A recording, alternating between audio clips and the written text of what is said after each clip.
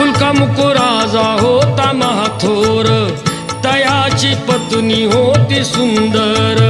नदी किनारी एकदा त्यांनी घातली महापूजा दोघांनी। आली एक नौका त्याच मार्गानी, नाव भरलेली पूर्ण द्रव्यानी।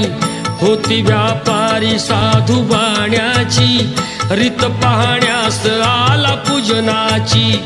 उल्कामुक त्यास बोले ऐकावे, व्रत नारायणाचे आचरावे। मनोइच्छित फळ मागावे, चरणी श्रीहरीच्या लागावे। घराशी आला वाणी परतून, तयाची पत्नी होती शीलवान। तयास नव्हते काही संतान, केला न